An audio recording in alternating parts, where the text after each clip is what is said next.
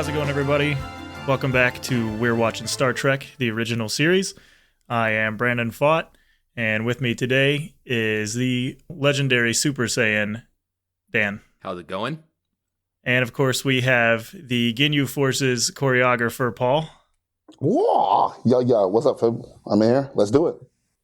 And we are watching Star Trek, the original series, Season 1, Episode 2, entitled Charlie X. We're watching on Amazon Video. The original air date for this episode was September 15th, 1966, and it opens with a captain's log. Stardate 1533.6. The Enterprise is maneuvering to come alongside a cargo vessel called the Antares. The Antares is beaming over what they say is an unusual passenger. And right away, I'm just wondering, how do star dates work? Do you guys have any idea? No, I got a better question than start date from episode 1. I mean, for the first moment, what is up with Kirk's shirt, bro? Yeah. What is up with that the green shirt with the gold trim? Green shirt with the gold trim. I mean, I thought, like, from the moment I looked at it, I was like, yo, this is, like, I hate it, but I love it, but, like, could I wear it? Like, it's just, oh my God, the clothes in this show. The clothes, man. It seems like a super casual shirt, but at the same time, it's like kind of fancy. Yeah, I think maybe it's the casual formal for them. I don't get it. And then the color too. That puke green. Yeah. It reminded me of Christmas. I'm like, why do he have a Christmas shirt on? That's a good point. Green. But back to the star date. I have no idea how star dates work. I never even looked up or researched it. Yeah, I have no idea at all. I went back because I was curious to see like how long this takes place after the last episode, and I can't figure them out. Like, according to the star date, it went up, but how many days does that denote? Yeah, I'm not sure. Maybe they use like the speed of light or something to dictate terms. I can imagine being out in space, the idea of time is different. I mean, maybe. Or they're like thousand years in the future of us. So they're like so we're in 2000 right now. Maybe they're 15,000. Well, And I guess the other thing for me is like, how do they measure a day? Because I have to assume they're not within the orbit of our Earth's sun anymore. So they're not, they don't have a 24-hour day. So like, how do they measure their time span?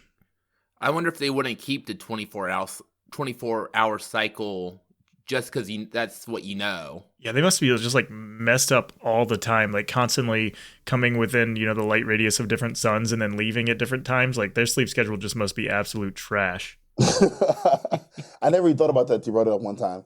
I never thought about how crazy it would be to be somewhere where it's night one day, the day, and you go near the new sun, it's bright outside and it's dark. I never even once considered that ever. And they probably don't even notice now that I'm thinking about it because there's no windows on that ship. So 3 men and a bag beam aboard the Enterprise.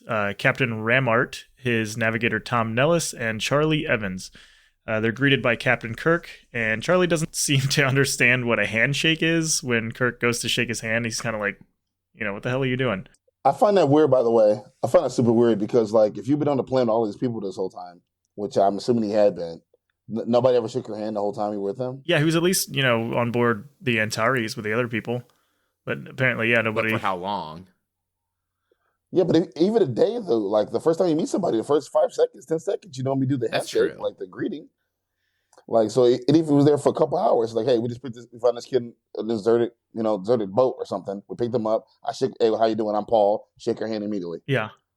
And so at this point, Captain Kirk, starts talking to Charlie, welcoming him aboard the Enterprise. And Charlie just kind of, stares at him, which prompts this kind of weird exchange of looks between Kirk and the other 2 people from the Antares. And then Charlie's eyes start to roll in the back of his head like the Undertaker. Yeah. And he gets like startled out of it when Ramart starts talking. And Ramart and Nellis just start like oddly talking up Charlie in like a super suspicious way as Charlie goes to grab his bag. They're like, oh, he's great. He's been perfect. Like he's a kid. I mean, I know he is a kid, but like I know he's just been the sweetest little thing. Said no one for a teenager. I honestly expected an alien female when they're coming in. I expected to be some attractive female coming out the thing. I just when it was a boy, I was like, oh, that's a boy. Like, I read the idea it's supposed to be a boy show, but my brain said, oh, it's going to be some chick with some alien chick doing more alien chick things, because that's in every alien that's evil to them seems to be girls. So I do want some more of that. What, evil alien chicks? Yes. I noticed the Kurt, his mascara is like it's thick. Yeah. Like I don't think the mascara is hella thick on his eyes. And then I noticed the music. There was that little they did an old school music change for the suspense. You know, where when something clever they do it in the episode where something happens they want you to pay attention to.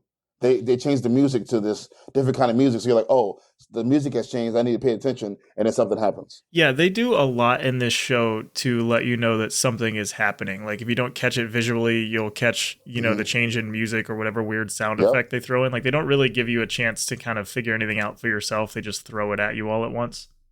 Yep. They just pretty much just give you the whole music change. And all of a sudden you're like, oh, something's going on. Let me pay real close attention to what's going on. Yeah. So, Ramart starts talking to Captain Kirk about how Charlie had spent almost his entire life alone on the planet they picked him up from. Everybody was killed, and he had just a few micro tapes to learn how to speak and all that. And so Charlie kind of steps in and interrupts him. He's like, "Oh, how many humans like me are on this ship?" And Ramart and Nellis just instantly just kind of shut up. And Ramart's like, "Oh, hey, there's like basically like a whole city. There's over 400 people here." And Kirk's like, "Well, we have 428 to be exact," which is a really weird thing to throw out, like the exact number of people. Well, he should know how many he's on a ship, though. Right, but like, do you have to be that specific about it? Maybe he's anal about it. See that. Yeah, it's a specificity. Wow, big word. That's kind of weird. It's like, I work with about 300 people. No, I work with 338 people. Like, you got to, like, clarify, like, why it's about 300, right? Like, you don't have to specify the exact number. I get it. Yeah, like, Ramart's like, oh, yeah, they got over 400 people. And he's like, well, you have 428. Okay, yeah, that's still over 400. He was right. Just leave him alone. Yeah. So Charlie gets excited about the number of humans like him on the ship. And he's like, oh, that's exciting. Is exciting the right word? And Ramart and Nell are so like, yeah, that's totally the right word. Yeah. And they seem, to me at least, like they were kind of scared of Charlie at this point. So it turns out that Charlie's relatives, or his closest relatives, are on Colony 5, and the Enterprise is passing by there, which is why they're, taking him along. So Kirk and Ramart are having a conversation, and Charlie interrupts, and he's like, oh, I'd like to go see the ship and all of its people. And Kirk gets a little bit upset and tells him that interrupting is considered wrong. And, Charlie apologizes for that. So the crew of the Antares is getting ready to leave. Captain Kirk offers them some supplies, and they decline and like immediately get back on the transporter like they're just ready to get out of there. Like we're done with this weird-ass kid rolling his eyes back. Yep. Charlie kind of takes a step backwards towards the door, and it opens up and startles him. And then Janice enters the door, which is... I didn't think we'd be seeing her again so soon. I thought she'd be a main character because she had a name, but I didn't think she would be like an every episode character. Yeah. So the Antares crew are beamed back to their ship as Yeoman Rand, which is Janice. That's Janice Rand, apparently, is introduced to Charlie, and Captain Kirk asks her to show Charlie to his quarters and drop his records off at Dr. McCoy's office.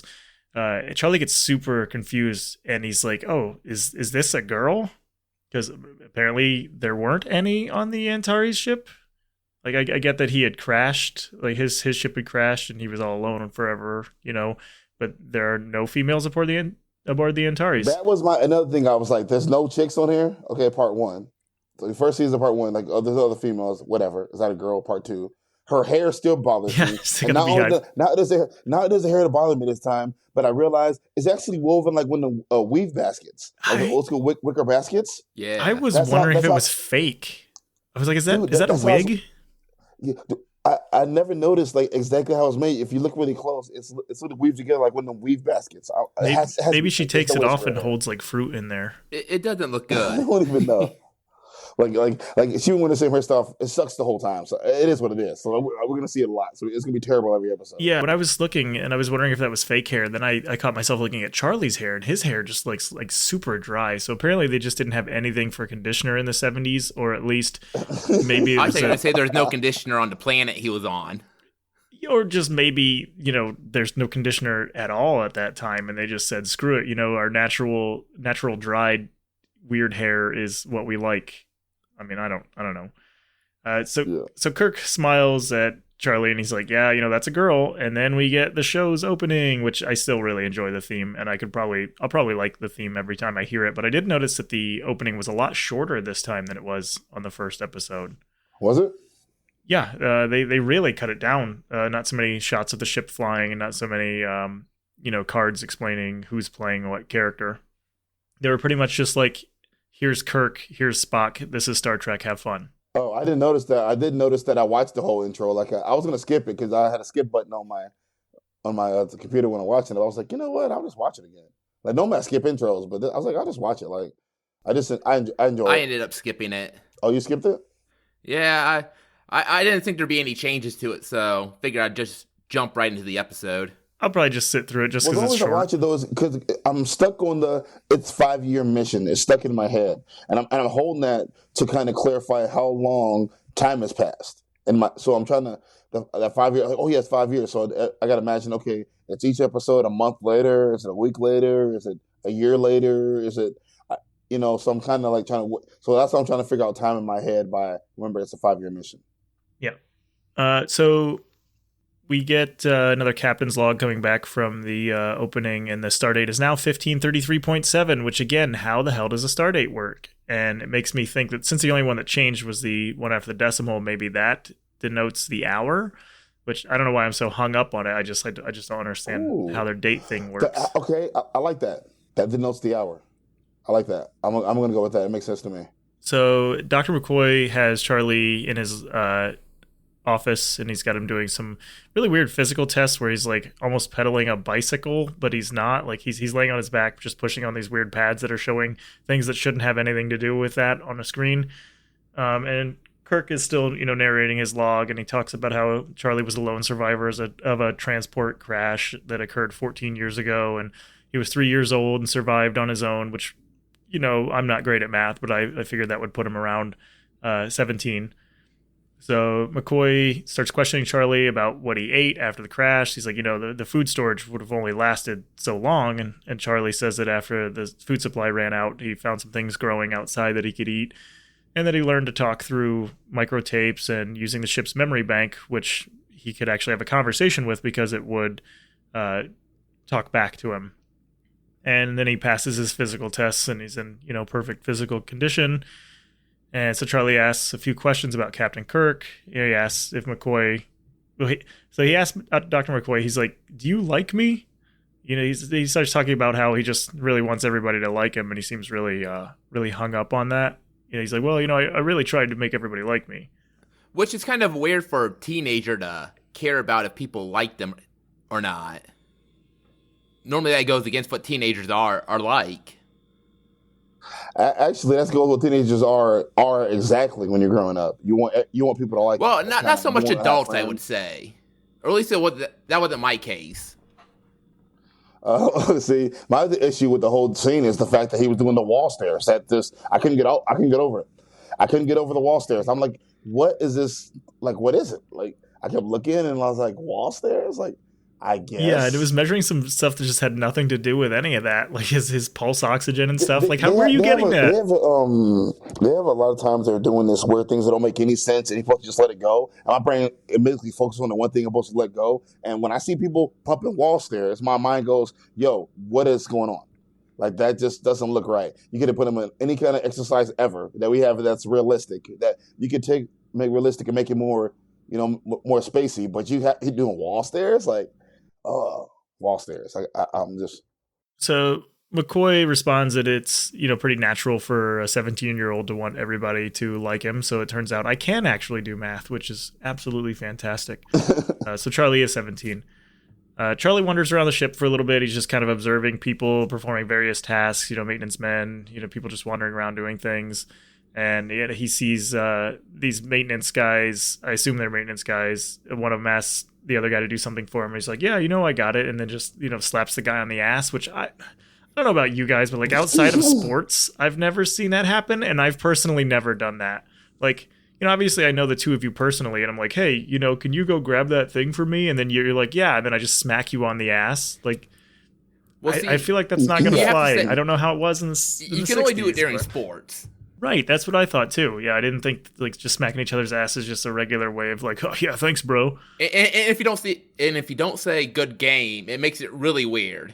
Just do it because. Yes, if you guys don't know, we all know each other in real life. We're friends. We hang out together. And we have working together. So if I see you do a good job, I might have to smack you like good job. But it's uncomfortable. And I know still smack people that unless you're playing sports, like I don't get it. Yeah, if you use that as kind of like a thanks, I think we're just done with the podcast probably because it's awkward. Yeah. I don't like it. So I'm like, yeah, hey, what's up, bro? How you doing? Turn around and smack you. Just say, have a good day, bro. Yeah. Maybe I'll just start doing now? that at the end of every workday. Just come right. just say great job today. Good job, guys. Just hit everybody on their way out. No, you was smacking. You're smacking me with ass. Oh my god, no, that'd be hilarious. I would die laughing. So Charlie runs into Janice in the hall. Well, she walks by him and he starts like smelling. Like he obviously notices how she smells, and so he follows her and he just gives her this gift that he got out of nowhere, and it just happens to be her favorite type of perfume. She's, obviously very curious. So she's like, where did you get this? There isn't any aboard the ship. And he's like, well, it's a gift. I can't tell you where it came from. And she's, she just kind of blows him off as kind of weird. She's like, well, I'm on duty and I have to go. And he's like, oh, stay, hang out, whatever, really creepy guy stuff. So she's like, well, I get off duty later and you can meet me in recreation room 6, deck 3. So as she turns to leave, Charlie's like, yeah, you've got a deal, and smacks her on the ass. That's how we do it. That's how we do it. Well, my thing about the gift thing, though, by the way, quick gift thing is, does that mean he can read minds?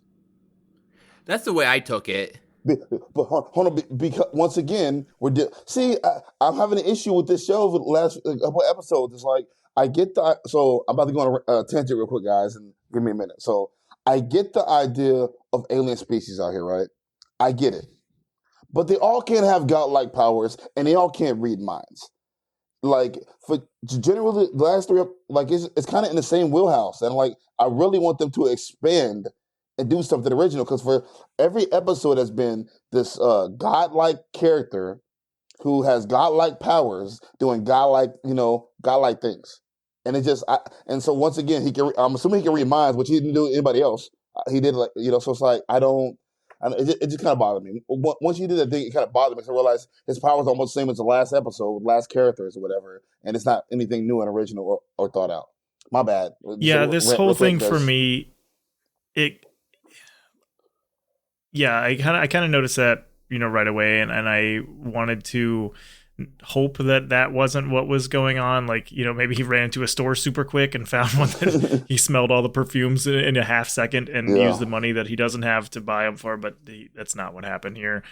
And also, can he conjure things too? Like, he can conjure things? Like, that is power? Right. He can conjure things and read minds. Like, it's just, and I know I'm getting on a rant about the whole power things, but I'm like, I don't know. They all species can't be this elite type thing. Like, major, I don't know, because if aliens met us, I'd be like, oh, these guys are weaklings. Like, if they were, and they didn't really give too much away right here, so I kind of just blew it off in the beginning, like when this first started happening. Yes, and was just kind of hopeful that that's not the case. Yeah, I'm not sure, but I just one of those things. But we get Janice calls him back to reprimand him about the whole ass slap thing, and he's pretty confused about it. She's like, oh, it's fine, just don't let it happen again, but you should talk to Kirk or McCoy and they can explain to you why that's not okay.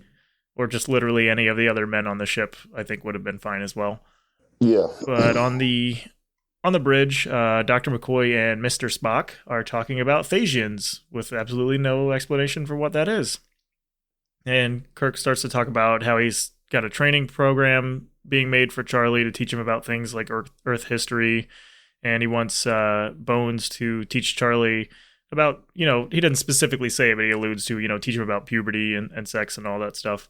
McCoy's like, well, you're more the father figure So I think that should be your thing. And Kirk gets kind of like unreasonably upset. Like he's kind of joking, but he doesn't look like he's joking. And he's just like, no, you're doing that. Yeah, he got to put down the captain. He put on the captain's hat for a minute. Like, yeah, bro. I know we kind of both involved in this, but hey, Bones, do what I tell you to do. Like I get it. Like, it's Kirk's got more important things to worry about. You bantering with your boss or something like that, and you got a banter about you, and then they have that boss voice also like, oh, okay, like you know, so he pulled out captain like, oh, you're gonna do this, right? Like, oh, whatever, I'll do it. Like, yeah. So Spock keeps talking about Thasians, and Kirk asks if Spock believes the legend that the Thasians still exist on, that planet. He didn't say what planet. I assume that's the one Charlie crashed on. And Spock's like, yeah, Charlie's existence kind of proves that there must be some form of intelligent life on Thasis, I think is what it's called. And so they argue about it a little bit further. And yeah, that's kind of the end of that scene. So we cut to later on where Spock is in what looks like just kind of a recreation area, like a break room type thing. And he's playing some kind of weird little wooden harp with knobs on it. And the subtitles for me said strumming spooky chord. I didn't think it was that spooky, but apparently it's supposed to be mine spooky. Said playing high-pitched dysonic melody. Yeah, mine was just strumming spooky chord. Yeah. Why do we get different subtitles for the same episode? I have no idea. So, and at this point, Uhura is humming pretty loudly over him and interrupts his playing. And everybody in the room starts laughing at him. And she's like, oh, sorry, did I do that again?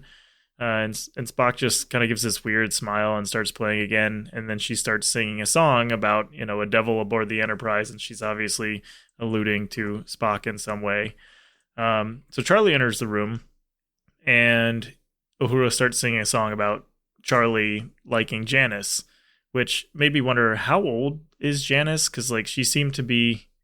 Uhura was obviously joking about it, but how old do you think Janice is? I'm assuming I think she's late 20s, late 20s, maybe early 30s, and I don't know. I assume that. But on that little recreational scene, that's what I noticed this trend. I don't like everybody wearing the same colors. Like I get these uniforms. They all red in there. No, it's like they're all like blue or red or that disgusting gold. And then if you look at some of their outfits, which I started really outfits. So Spock has 2 gold rings around his wrist, and Uhura has one. I didn't even notice that. And I've been wondering if that's a rank thing, because I've been trying to distinct rank on this whole thing for a while now. I don't understand rank. So when I see people wearing the same colors, I thought they were different, different ranks. I know different classes. I get what the things are. I just don't understand what is what. Yeah, I was curious because I know the whole red shirt joke, the red shirts are the unimportant guys that die, and I don't know which series of Star Trek that pertains to, because it's clearly not this one, because Uhura she wears a red shirt, yep. And I don't think she's just gonna up and die one day. Yep. But I wonder if maybe it's not rank but more role, because in some of the stuff a little later on, I noticed that people that were fulfilling kind of the same sort of role were wearing the same thing. Oh, okay. But yeah, I don't because they don't wear an insignia that shows their rank or anything. So at this point, Charlie, during Uhura's singing, does this rapid head tilt thing, and Uhura suddenly can't speak anymore. She can't sing, and this is where I have written down motherfucking mind powers again. So we're there. Here we go. Earlier when I saw that thing, we're in the same wheelhouse again. So I don't know. I'm gonna let it go. I'm letting it go. It kind of bothered me. I'm glad you wrote that down and noticed it too, because as soon as I saw the first guy, all caps and everything. As soon as I saw the first power, I wrote down, this better not be the same idea again, and then it happened again. Yeah. So Charlie shows Janice a card trick, and he's got 3 cards, places them face down, and asks her to turn them over. And when she turns them over, they are all pictures of her, which is kind of weird. He's like, oh yeah, one of the men on Antares showed me how to do that trick. And so I know we talked in the past about how smart and quick on the uptake everyone is, but man, right then and there, I'd have been like, no, that's not, something's weird about this. That's just weird as shit. Oh, when she put the cards over it and has her pictures on it. Yeah, I knew that was weird, but again, at the same time, I've seen so many crazy magic tricks. I can get the allure of just, oh, it's so cool, it's so original, so cool. Like I can get the idea of wanting to be tricked and thinking it's different. But I think it's more about the pictures. I think it's more about him having the Yeah, pictures. even if up she on accepts it as a cool magic trick, where the fuck did you get those pictures, Charlie? Right. I think that's the bigger deal is the pictures, not the whole trick itself. So yeah. Yeah. So he places them face down, and then he picks them back up, and they're all, the regular cards again. And then he puts 4 aces on the table face up, and he picks one up and he shows it to Janice, and then just kind of throws it across the room. And then Janice makes this face like, what the hell? There's something in my shirt. And so she reaches in her shirt and she pulls out the ace that Charlie threw away, which that's like a David Blaine style trick. I'm pretty sure. Yeah. I've seen him do something similar to that. So we cut to a little bit later. Kirk is talking to somebody in a hallway, and he's explaining that it's Thanksgiving, on Earth time. And if the crew has to eat synthetic meatloaf, it better damn well look like a turkey. I'm just I like wondering. meatloaf, but I don't know how I like synthetic meatloaf. Yeah, when I heard synthetic meatloaf, I thought, oh, I wonder what it tastes like. Meatloaf is okay. Probably not good. Not bad, but yeah. Yeah. So I know I'm hung up on this, but at this point, I went back to check the star date again because I'm like, oh, maybe I can figure it out because, based on what day it is, Earth time, maybe that's some kind of, maybe the first 2 numbers denote like a month, or maybe the whole thing is how many days, but there's no part of that makes any sense. I'm hung up on star date forever. Yeah, because he said on Earth today is Thanksgiving, and use that star date as a reference. You know what? I'm gonna look it up and see if I can. I want to find out about that myself. There's no correlation between the star date that they were in and Thanksgiving, so I still don't know how the hell they do it. So Charlie walks into the hallway and he asks Kirk why Janice didn't like having her butt slapped. And Kirk gets like super flustered. Like the one thing, I know we're only 2 episodes in, but he handled everything in that first episode with absolutely no problems. And this is the thing where he starts kind of getting flustered and doesn't know what to do. And he's like, well, there's no right way to hit a woman.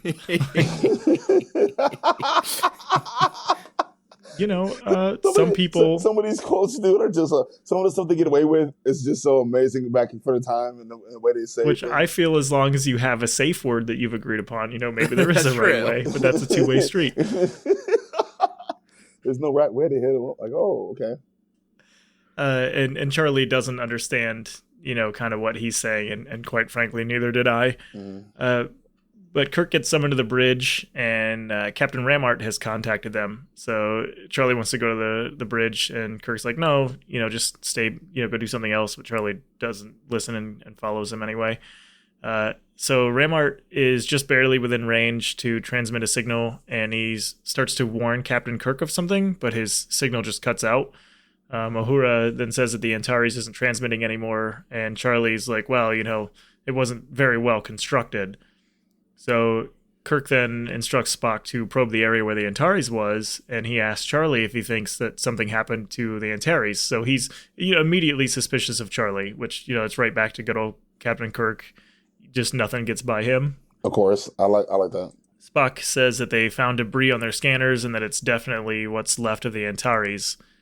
And then Kirk gets a call saying that the meatloaf in the oven has turned into real turkeys. And Charlie kind of starts laughing and just leaves the bridge. And we go to a commercial break. So Charlie apparently can warp reality. Yeah, it seems that he can make things happen. Well, that's when. So when it first had the clone thing, whatever he gave, I can't remember the gift he gave her. That's when I first thought, oh, okay, that's kind of weird.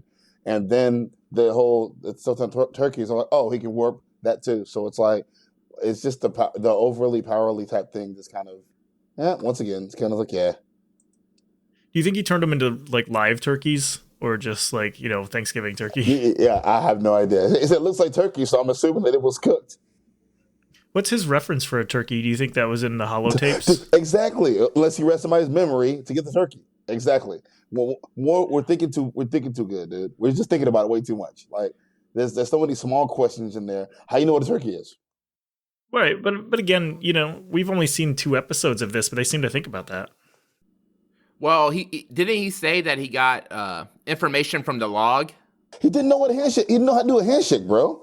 He did a handshake 2 hours ago. Now he knows what a turkey is. That's true. The microtapes didn't cover, things like basic greetings, but they did cover, birds on Earth. Yeah. Yeah, so that's just one of the things I was like, okay. So we come back from the commercial, and we're back in another captain's log, stardate 1535.8, and my note says, is this a few days later? How the fuck does stardate work? I wonder if it's how far they've traveled. Well, I did a little research. I did a little Google research, and apparently they just did something and just stay near a time. They made a mistake when they started doing it. And so when they pick a star date, they just, throughout the episode, they stay near that star date to reference it's been a little bit later. They don't have any specific. Okay, so it means nothing. It means something. I think over time they figured out a way to make it work. But yeah, at the beginning, they just they picked it and they stayed near it. Dan, I hadn't considered the fact that it could be like, a distance of travel, but then how would anything ever make sense when you two people are talking about, well, this happened, this star date? Like, nobody would ever have a reference for that. So that's why I assumed it's obviously like a way to measure the day or the year or the month or the hour or just fucking something that I can't seem to figure out. You think it could be like a correlation with the star itself, like where it's at in the galaxy? I'm pretty positive that it's a measurement of time, so like a year. The one thing I said, star dates are a mathematical formula which varies depending on location in the galaxy, vector of travel, and other factors. So, Hey, who knows? I want to learn. So Dan's pretty close on that. Yep. I'd say I would not have guessed that. I would have for sure thought that it was a measurement of time. But either way, Kirk and Spock are playing some three-dimensional chess, and they're talking about the loss of the Antares. And Spock is insisting that Charlie is responsible for the Antares, and Kirk doesn't seem very convinced, even though just like X amount of time ago he was like, Charlie blew that thing up. So Charlie enters the room, which is something I'm going to say a lot because my notes, he's in every room. He just is all over the place. But Kirk beats Spock at chess, and Spock's like, your approach was highly illogical, and that's why you won. So Kirk invites Charlie to play a game of chess against Spock, and then he leaves the room, which is kind of a shitty thing to do, because what if Kirk didn't feel like playing with Charlie? Well, another thing about that is you notice that I like when Spock references that the way Kirk's mind works is illogical a lot. Like Spock uses logic and Kirk never loses logic, which make their relationship so great if you realize it, because they both are different sides of the coin. Where I think the way I think, you think the way I think, is somehow if we use our way, we come together to solve whatever issues and problems we have. Yep. Yeah.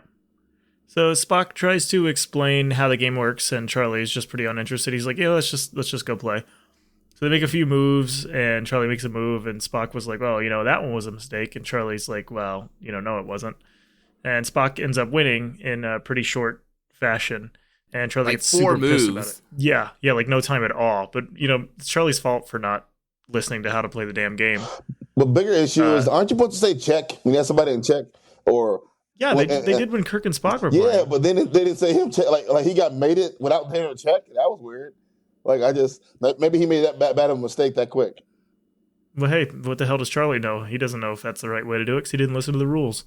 Yeah. So he gets pissed off that he lost, and he starts to do something. He makes some like face. Yeah, he does his Undertaker face, and Spock notices something's going on, and he's like, "All right, I'm out of here. Excuse me." So Charlie gets pissed off, and he makes like this absolutely horrible face, and the chess pieces melt. And I don't mean like it's like a scary, like horrible face. I mean like it just looks stupid as shit. Like, I don't understand how they were fine with that face. Like he pulls his head back and gets like neck wrinkles and like rolls his eyes. I enjoy like, it. I didn't like it at weird. first, but the more it looked like he was really constipated. Yeah. And the director's like, perfect, got it, do that every time. Yeah, I think it's supposed to seem like he's straining or something. I'm not sure what it is, but I actually enjoy it. Like at first I hated it. The first time I saw it, I hated it, but it grows on me throughout the episode. I'm like, oh, here goes dumb face. Oh yeah, yeah, I hated it every time. Yeah, I enjoyed it as it went along. So Charlie storms out of the room, and in the hallway he runs into Janice and Yeoman Third Class Tina Lawton in the hallway, and Janice explains that Tina is Charlie's age, and he's pretty uninterested in her, and so she gets upset and she just leaves. And at this point, I got really curious and I looked. Okay, so they are part of Starfleet. Starfleet is a Federation military ship, so they are military. So if Tina's around his age, she would have to be like 18, right? Because there's no way they have like a 17-year-old on the ship. Unless she's somebody's daughter and she grew up on the ship or something. Like she grew up that way, because I don't know if they have kids on ships yet. We haven't really. Paul could be right. She could be a military brat. Yeah.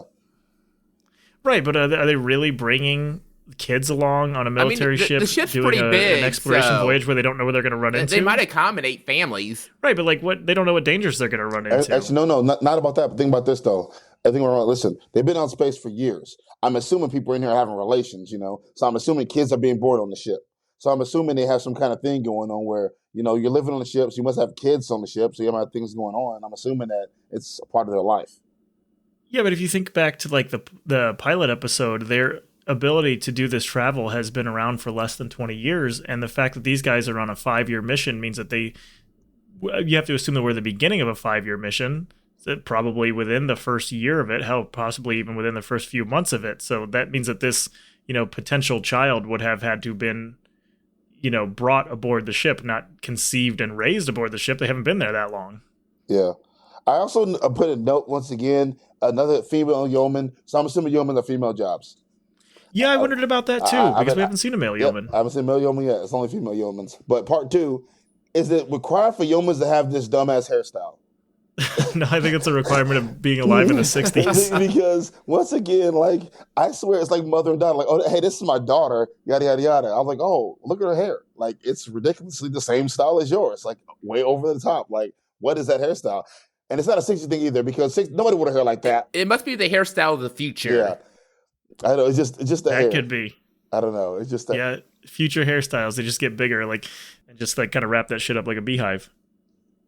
Yeah, and part 2, if I was him, I'd holler at the little young yeoman because she was cute too. Like, I don't. Like, why be hung up on Janice? Exactly. He's all about that milk. Yeah. He's all about that beehive. I like older women. Like, I want some of that honey. Where's that guy in the beekeeper suit? Oh yeah. So Janice tells Charlie that it was rude to dismiss Tina, and Charlie tries to explain how much he likes Janice in like a kind of really weird way. He's like, "Oh, I like you because you smell like a girl." I don't. That's one of those things where they said it and I smirked and I let it go because I was like, you know what, this is my. Yeah, let's not elaborate on that one. Yeah, this could go left field. But how do they know what a girl smells like if he's never seen one? That's actually super fair question. I didn't even consider that. Like, well, she doesn't smell like me, so I like that. She walk around just sniffing all the guys, and he's like, well, that doesn't smell like Janice. Yeah, I have no idea. Like, oh, you guys like to bathe. I haven't had a shower in 17 years. Oh, dude, he must have smelled terrible when they picked him up. So he says that all the other girls look the same, and that she's the only one that looks like her, which, again, we've seen a few different women on that ship, and I don't think any of them look the same. Well, they all have the same hairstyle. Just about. Yeah, they're just big. But he expresses, feelings of, he wants to be with her, whatever.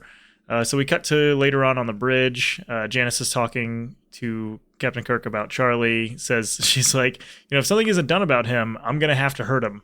I didn't think he was he's being creepy, but he's not being that bad. But Kirk agrees to talk to Charlie about it. I put stalkerish in my little notes. Yeah, and he does definitely give off the stalker vibe, but he's also like never been around a woman before. Yeah, and he's 17. No, like she says, his first crush. Yeah, she started to spin off all the first crush. I get it. Like I'm gonna have to, but I think she meant hurt him as in like hurt his feelings, not hurt him as in hurt him physically. That's what I thought when she said hurt. Oh, I took it physically. Yeah, I was gonna say, as dumb as it is, I literally didn't even think of that. I was just like, she's gonna smack the shit out of him. No. I think she took a hurt as emotionally because he's young and impressionable, and she was like, "Oh, I'm gonna hurt him because he's 17. He has a crush on me. If I tell him, hey, you can't have me. I'm too old for you. I'm gonna hurt him. I don't want to be his first person that breaks his heart." I think you're right. I don't know why I didn't think of that. But that's what I thought about. I didn't think about the physical part. Yeah.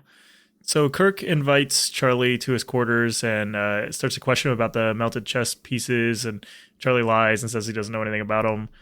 Kirk tries to explain to Charlie that he can't be with Janice. He's older, or she's older. She's not interested. Charlie gets pretty frustrated because he feels like everything he's doing is wrong. Like he just can't do anything right. And Kirk, starts to comfort him. He's like, well, every male goes through that. He advises Charlie just to take his time, but hey, Janice is not the one for you. So Charlie starts to get a little upset because he realizes Janice doesn't feel the same way that he does. Kirk tells him, hang on tight and survive. Everybody does, which I don't know if anything's ever hit home for me more than that line. Like, that's pretty solid.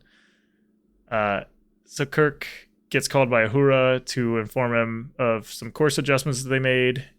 Kirk then leads Charlie out of his room, and they arrive at sort of a gymnasium, and they start practicing falling down and doing shoulder rolls, and I'm like, what the hell is this? Like, they were obviously, some time had passed because between the time that they left his room and the time they went there, because they had time to change clothes into like these super bright red gi, and Kirk is all shirtless, but then he's just like, yeah, check this out, and just falls. Like, go ahead and do that. Yeah, so I got notes for this part. I put rec room ? And then I put the guy in the background looks at a place. What are you doing, bro? Like, are you doing exercise? Are you doing this to watch it be a background? Like, you just glad to be there? What are you doing? Because you look like you're actually working out, bro. Like, you look like you're sitting there. You're sitting there and you're wearing like this underwear tight thing around. You got something around your waist that's like a thong, bro. You wearing a front thong.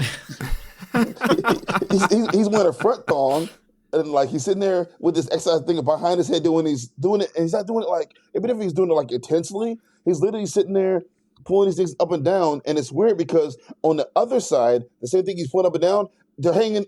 Kurt hung his jacket on, his robe one. If you look at it, so I'm like, dude, like really, what are you there for? Like, hey man, can I get in this scene? I just want to sit here and just act like I'm doing something. Like it. Oh, I want to get some screen time in, dude. I was like, yeah.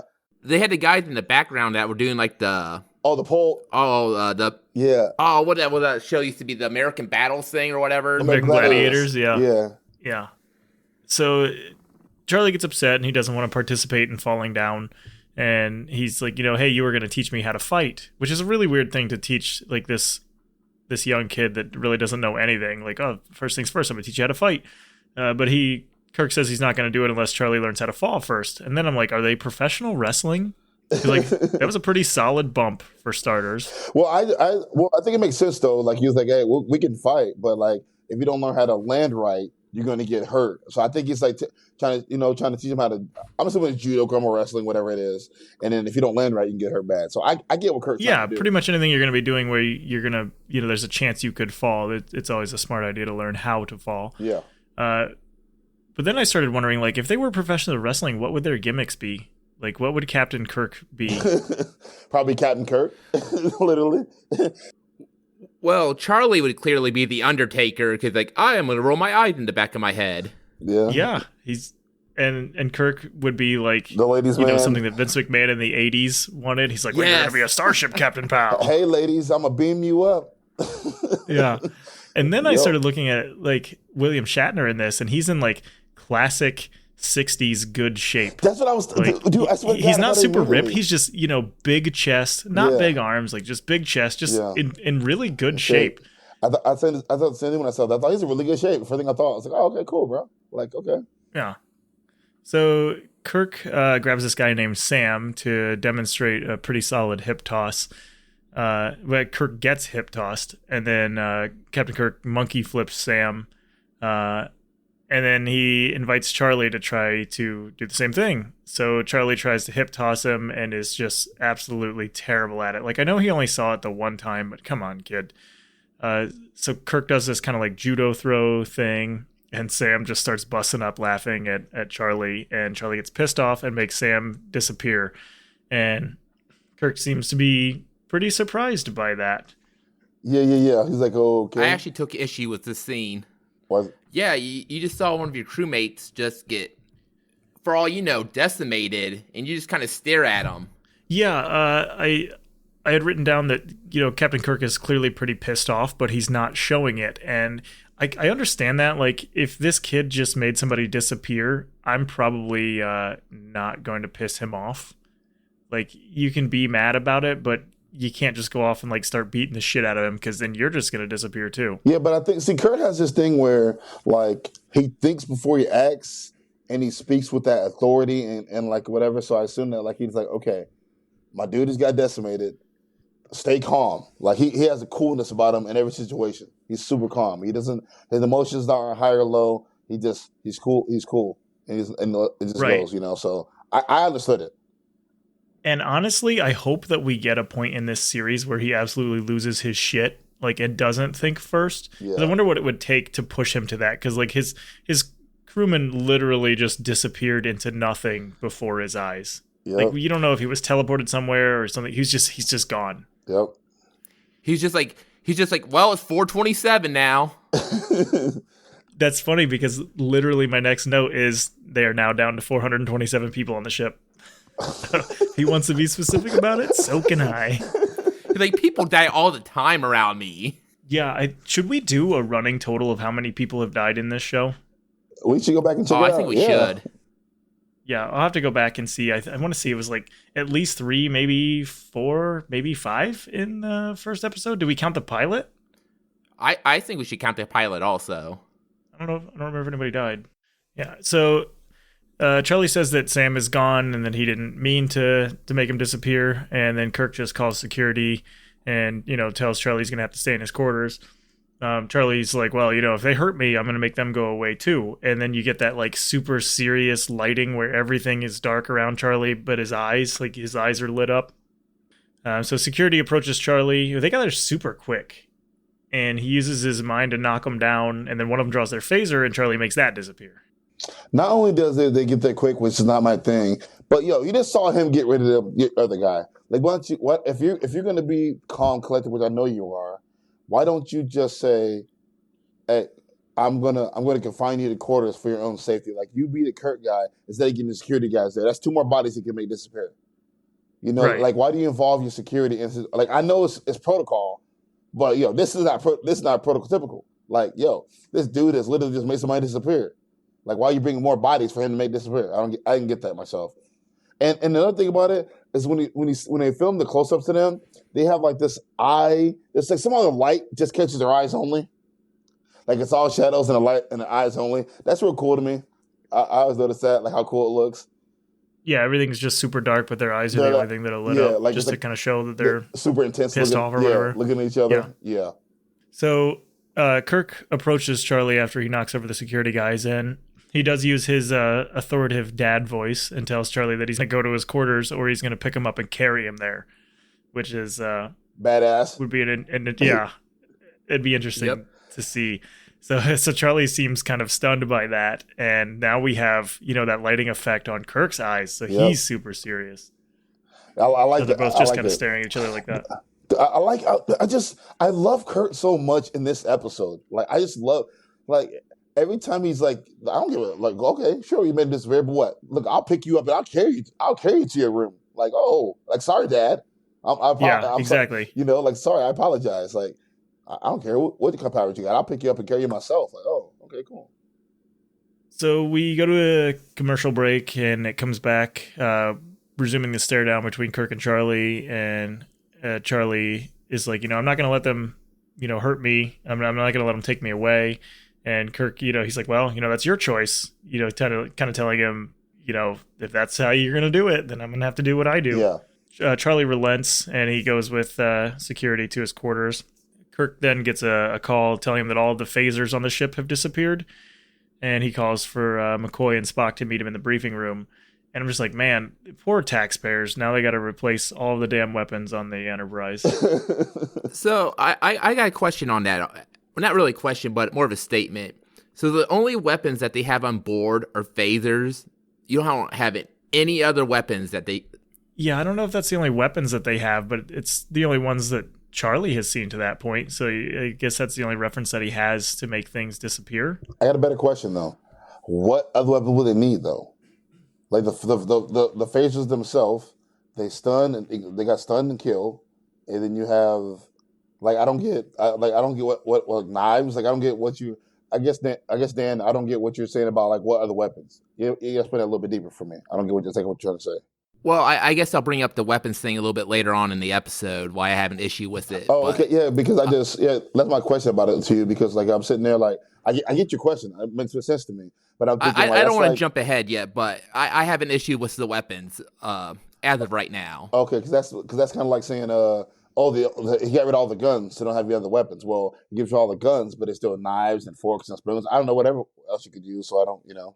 Yeah, but I do understand what you're saying about the phaser, though. That is kind of a Swiss Army knife of weapons. I hadn't thought about that. I wonder how strong that thing can get, because obviously they had to use that cannon at one point in the pilot. Yeah. So in the briefing room, Spock is talking about how Thasians, he's back on that, have the power to transmute objects and render substances invisible. And it's regarded as kind of a legend. And he says that, Charlie seems to possess that power, and at this point, no, he definitely has that power. It's not like a seeming thing. Like he made a man disappear, and he's like, well, he seems to have that. Mm-hmm. So McCoy says that Charlie's fingers and toes match the present development on Earth, so it's unlikely that he is a Thasian. And Spock agrees to that, and he's like, well, maybe not, but he says that it's likely that Charlie destroyed the Antares. Kirk suggests talking to Charlie and listening to him as a way to get through this. And he thinks that Charlie's just, struggling as, an adolescent who spent all of his time alone, and that people just kind of need to listen to him. And Spock is like, well, if things happen, the struggle has to be between, you and Charlie. Kirk, you're the authority figure here. And, he is. Kirk already used his dad voice. So, he's Papa Kirk. But he also doesn't want to be dad, though, either. Like, he doesn't seem to want to interact with the kid.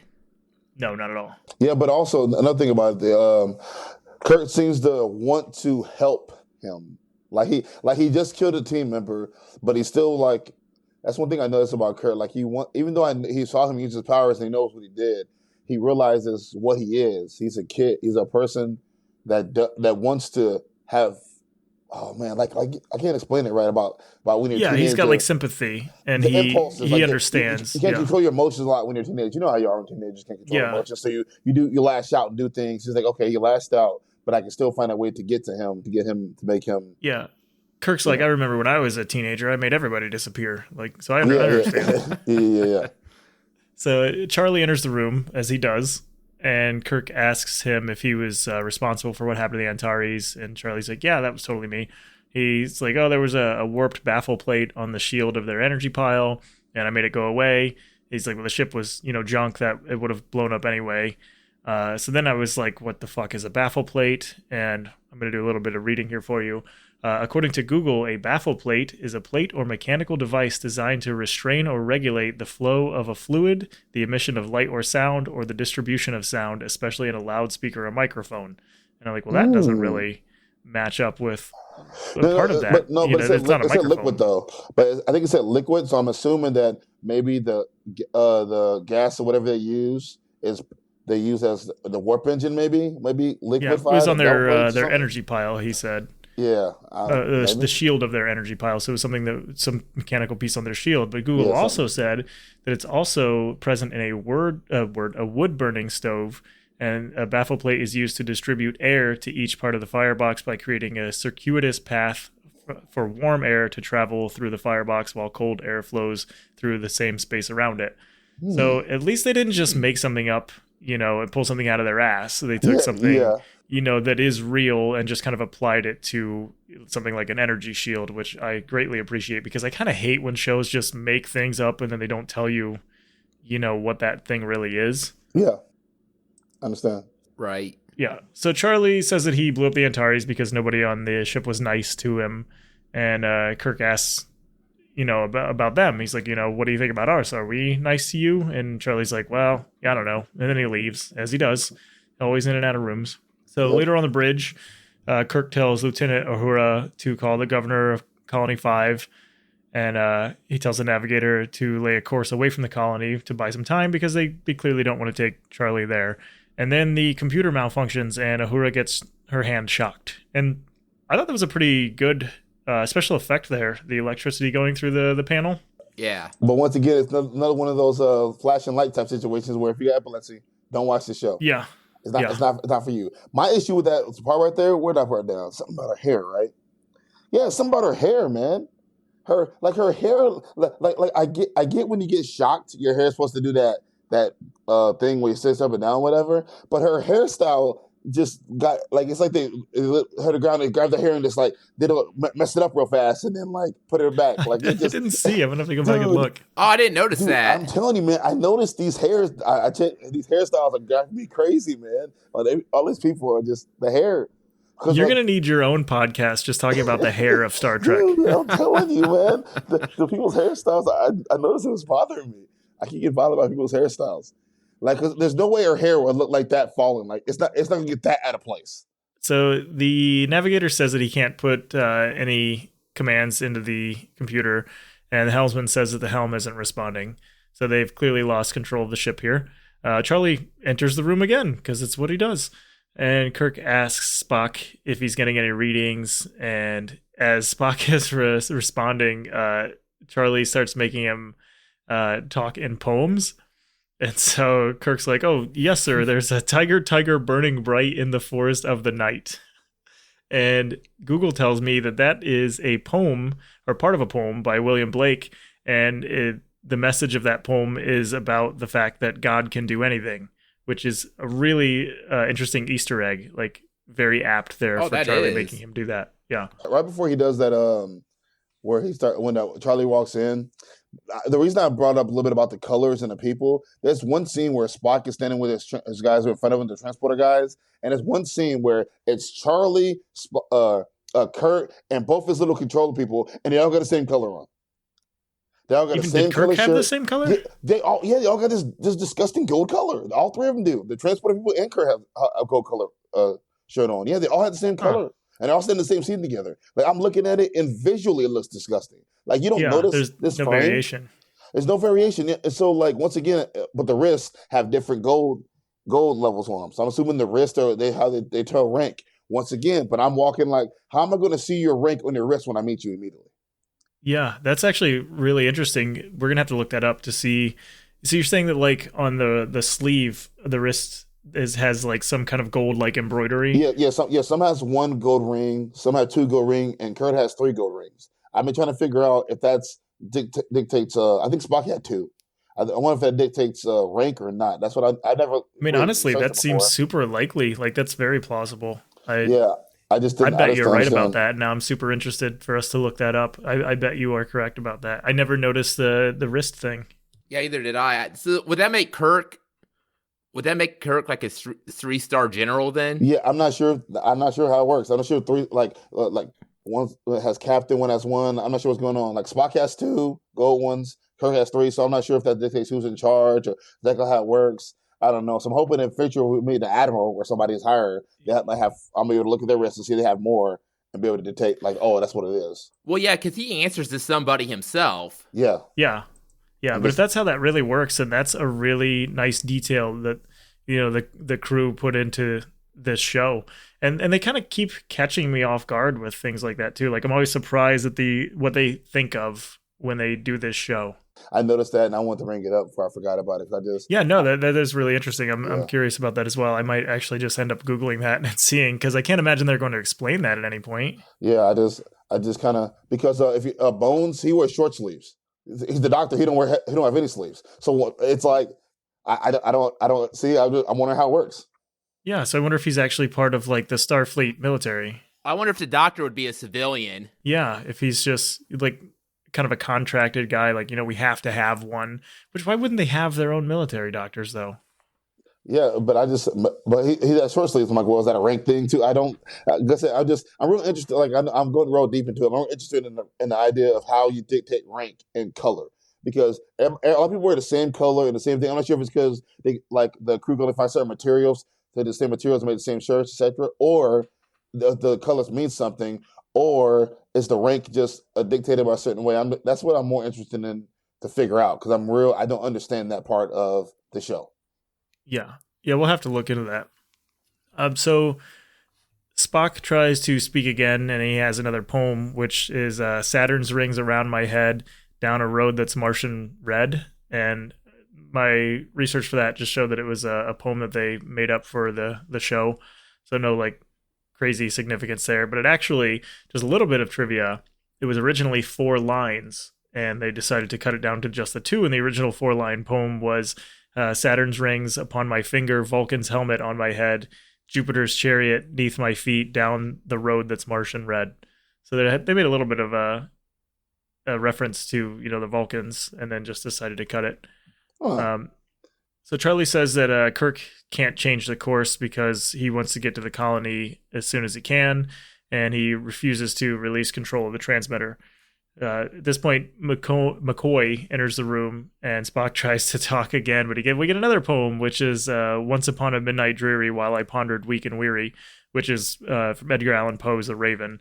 I did not have to look that one up. I know that one. Yeah. Not the entire thing, but... So Charlie refers to Spock as Mr. Ears and tells Kirk that he can make Spock do anything he wants.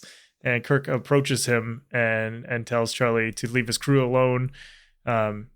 At which point, Charlie just leaves the bridge, and he relents his control from Spock. So Spock warns that Charlie soon's going to reach a point where he's not going to back down from Kirk, that like his influence, isn't going to last forever. Yeah. The dad voice, and the dad voice always gets me. Yeah, I mean, I almost relinquished control of Spock, and I don't even have it. So in the hallway, Charlie's just kind of stomping around, and he runs into Tina, and she's like, "Oh, hey, Charlie, what's wrong?" And he just makes that, scrunched up face and turns her into an iguana. So yeah, he said lizard. He says lizard. They don't specify iguana, but I know what iguana is. So a big lizard. Yeah. So now crew count is 427 and 1 iguana. Yeah, and not only that, but when he does it though, he kind of smirks. Like he gets that he's starting to get that serial killer vibe. I'm starting to get that Criminal Minds vibe. Like, oh, okay, this guy's off. Like at the beginning, I forgave everything he did. The whole time I was like hoping for the best until that moment. I'm like, oh, really? My girl? I like her. She's cute. Like, yeah. Now he's just doing things because he can't control himself. Because he can't control himself. Yeah. From that moment, like at the beginning, I was okay, and then into that, I was like, okay, now you're just a jerk, dude. Like that's enough. And she was even nice too. He can warp reality, but he can't make people like him. Well, honestly, he hasn't controlled anybody's emotions. He controlled what you do. I haven't seen him control anybody's emotions, something like that. So maybe that's the emotion thing. Yeah, maybe that's kind of the limit, because he made Uhura stop singing. He changed what Spock was saying, but that's all a more physical thing, right? Like changing what Spock was saying, right. Kind of. Yeah, well, I don't know. Because if he wanted Janice that bad, he could just be like, "Oh, you're mine." Yeah. Yeah, I don't think he'd do that. So, he must not be able to do that. Yeah, that must be where his limit is.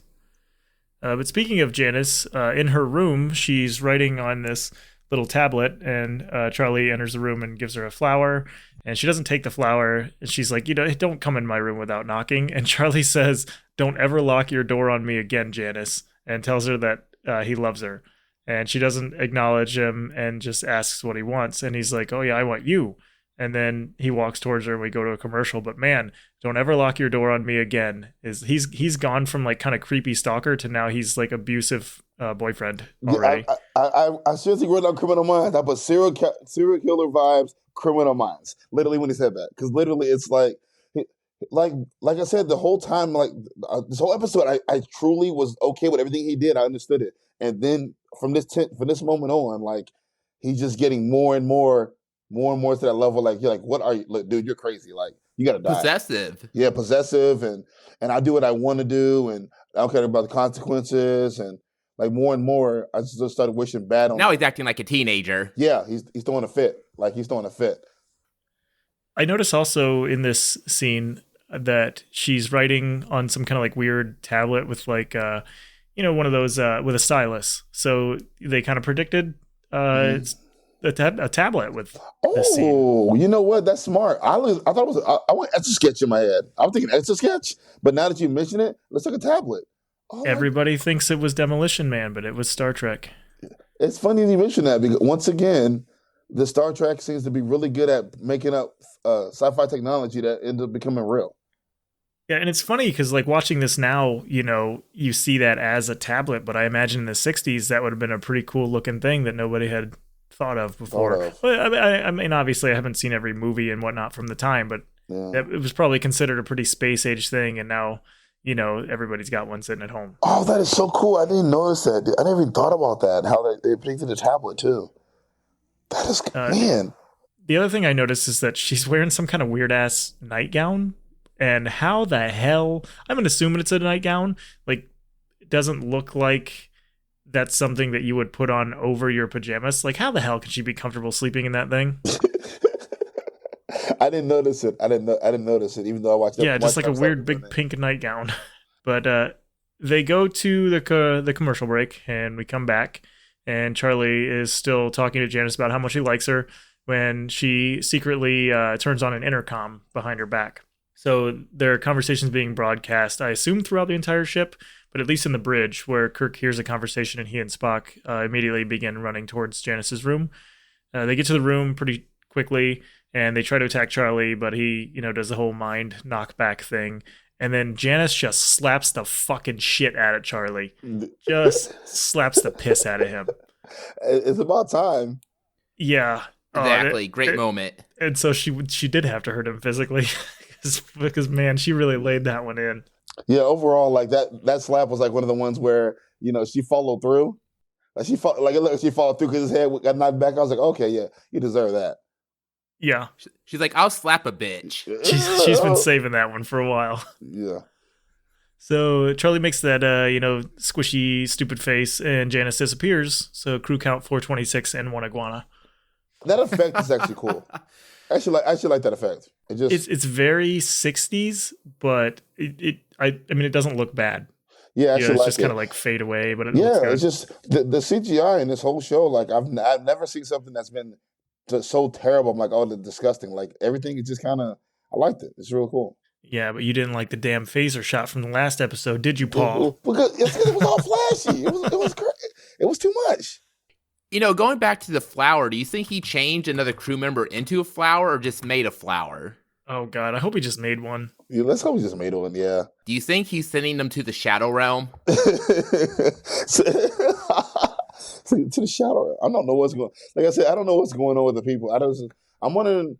I wonder if they're dead. I don't really know. I'm more curious if he's just sending them somewhere. They're changing everybody to. That's one of the things that's super unsettling for me. Like, and it always is in any movie or show where people just kind of disappear.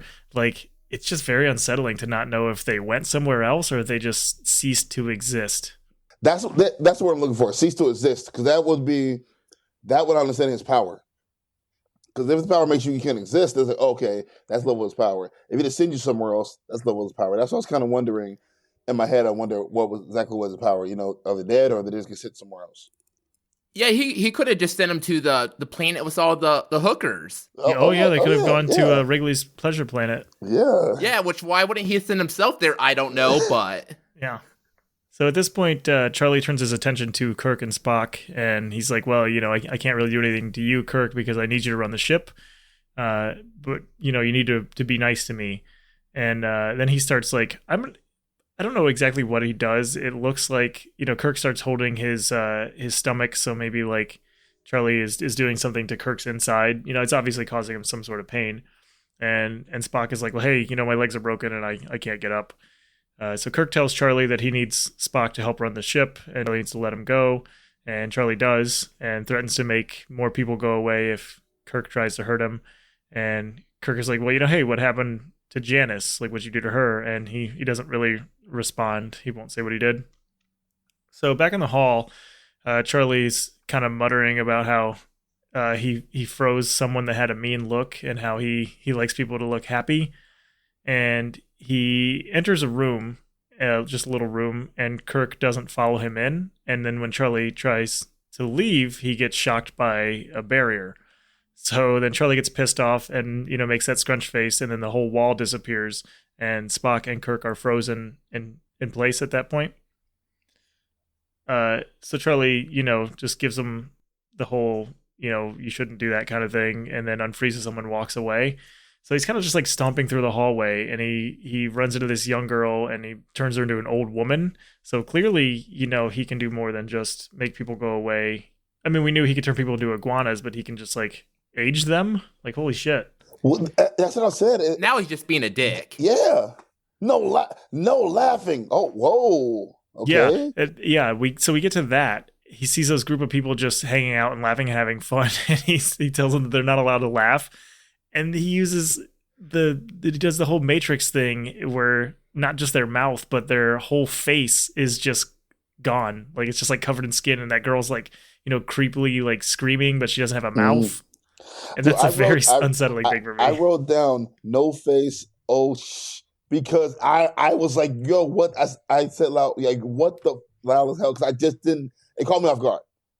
Like I thought he might freeze him and place something like that. When I saw her face, I thought, oh my God, he removed her face like that. He got to go. That's enough. Enough's enough. Yeah.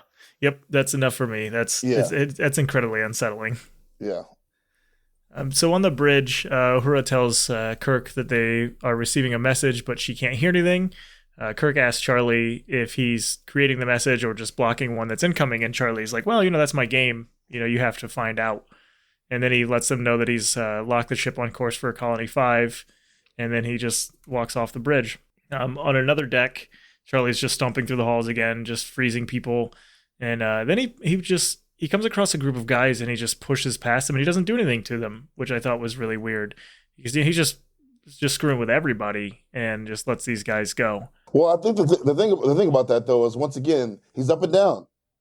He's been up and down the whole show. He's been good, bad things, bad, good, emotional, not emotional, don't care, not caring, like you're irrelevant. Like he's been like that the whole episode. So when I saw that, I didn't think he was that big a thing. I just thought he was just, doing what he does.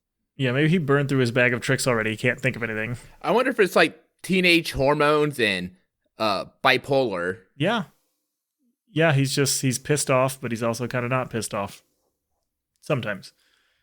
So on the bridge, Kirk is telling McCoy and Spock that he's got a plan. He's going to take Charlie on, and they obviously don't agree with that.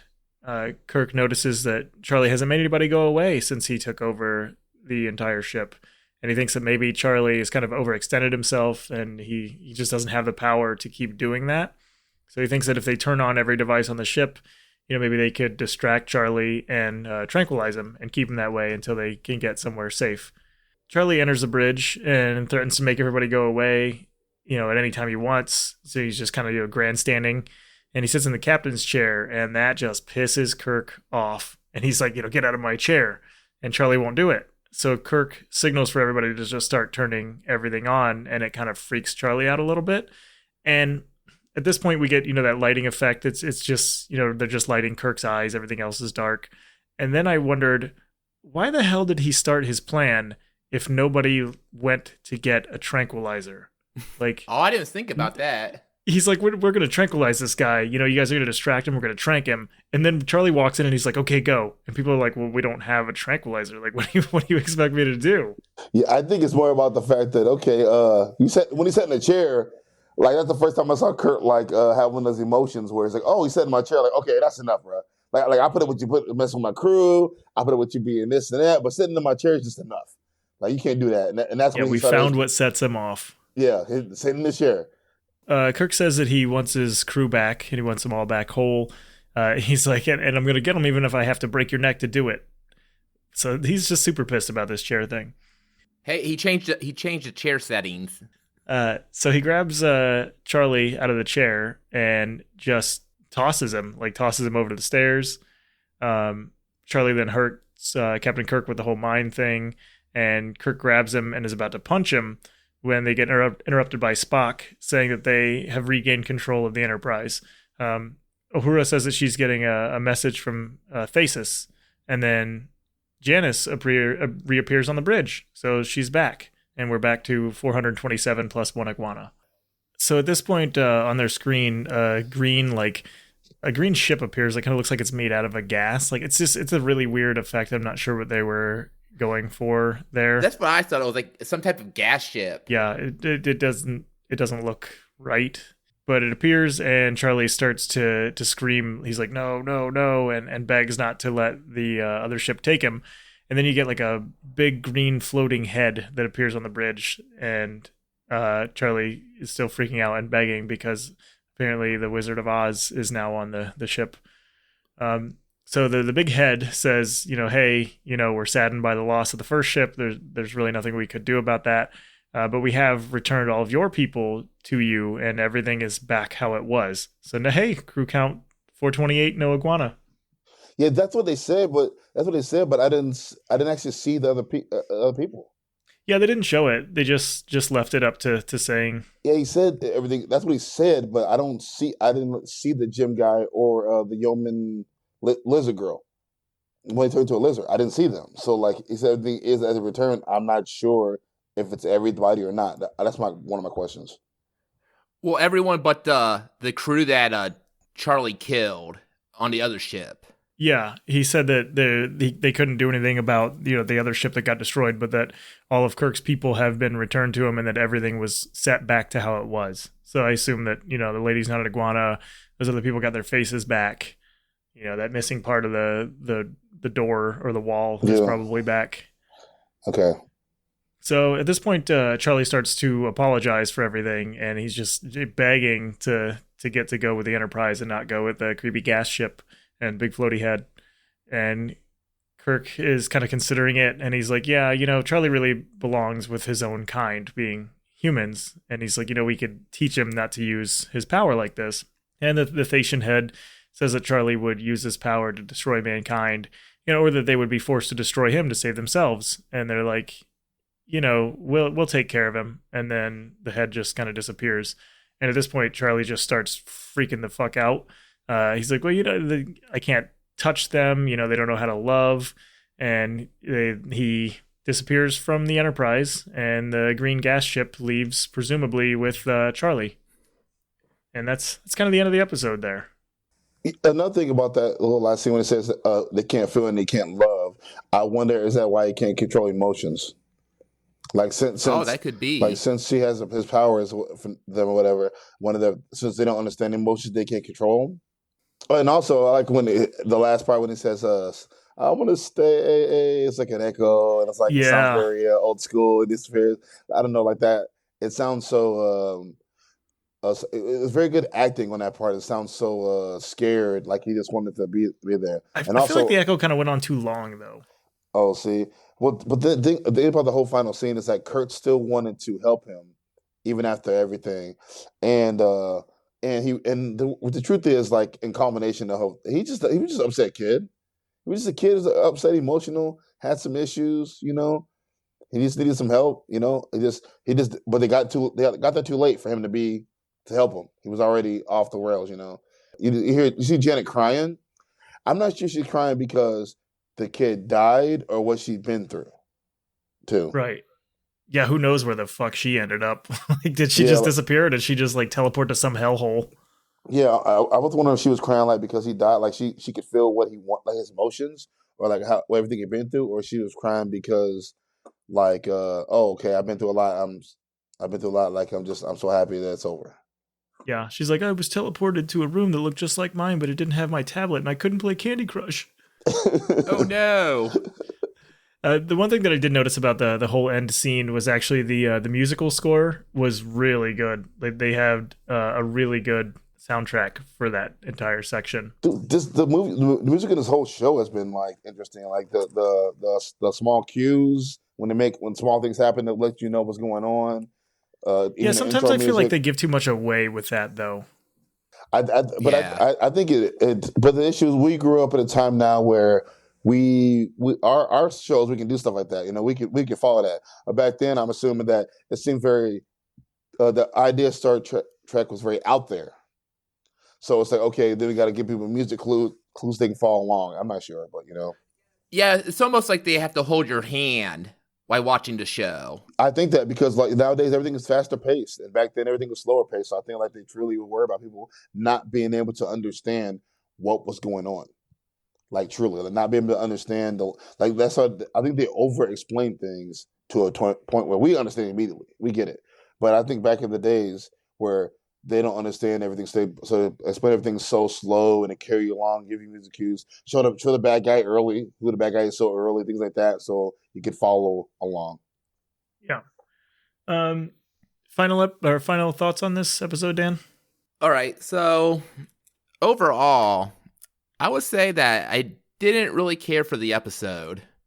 My big complaint, honestly, is at what point does Kirk say, hey, this kid is not a threat and we need to pretty much take him off the board?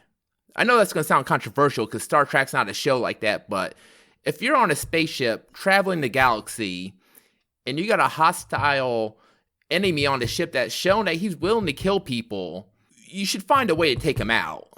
I know he's a kid, and I'm sure Kirk feels bad for him, but he can warp reality. He's God-tier alien. Yeah. Yeah. And that brings me back to my point with the weapons. Like, yeah, he got rid of all the phasers, but you're telling me that there's not a knife on board, or the guy with the giant pole earlier in the episode, they couldn't cut a pole into a spear and stab him? Yeah, and I get your point. It's kind of one of those things that's like, if he's just doing this on this ship, imagine if he gets loose on a majorly populated planet, and it probably is best for like every living thing if somebody with that kind of power does not exist. Well, and obviously it is shown that Kirk cares about his crew. He knows how many people are on board, and he probably knows all their names. Right. So if you're seeing your people on your ship killed, assumingly, and you're the captain, and you can't keep them contained in a jail because he's like, I'm just going to make it disappear. Because you don't know help's coming. Right. But I get the show's not about that. I'm just thinking, logically, if I was the captain on a ship, and it was my responsibility to take care of, 428 people to make sure they get home, and you got some dangerous psychopath on my ship, I'm going to, get rid of them. Yeah, right. Or 427 people and an iguana. Well, the iguana, you're like, hey, I got a new pet.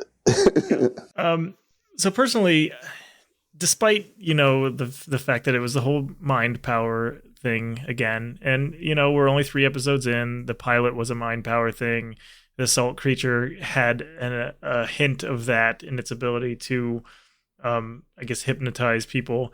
I did end up liking this episode overall. I think probably the reason for that would be like just the Charlie character for me started out as kind of this, innocent kid who had crash landed on a planet and didn't really know how to deal with people. And then, he gets this infatuation with somebody and quickly learns that that's not going to work out and he loses his shit. But at the end of it, at the end of that episode with him begging not to go with, those people, the Thasians, first of all, his acting, the guy that played him was really good. But in the character, I think he portrayed like a genuine, like he just genuinely felt bad for everything that he had done. Like he had learned his lesson. He didn't mean for things to get so out of hand. He is just kind of a teenager who has really a lot dumped on his plate at that point. It's really kind of his first time being around a situation like that. And I'll agree with you on that, actually. Yeah, so I think that really Charlie is the reason that I did enjoy the episode, is because his heartfelt remorse for what happened, and that there wasn't really like a true bad guy to the episode. It was just kind of kid being kid who happened to have god powers. Like I don't know what I would have done at 17 with that kind of stuff. Probably a lot worse than turning somebody into an iguana. And then again with Kirk not being a total dick and not wanting to just kill this kid, even though he probably should have. Like, I think Dan's got a point. It's kind of probably best for all of the universe that somebody like that doesn't exist. But hell, there are clearly several others out there. Yeah, apparently humans got screwed on the evolutionary tree. Yeah, you ain't kidding. But yeah, in the end, I really enjoyed the episode, despite not liking it in the beginning. Paul, what did you think about it? I'm kind of upset you gave your things first because I almost mirror you in every way, but one difference. I didn't like the episode that much at all, but I love the actor who played Charlie.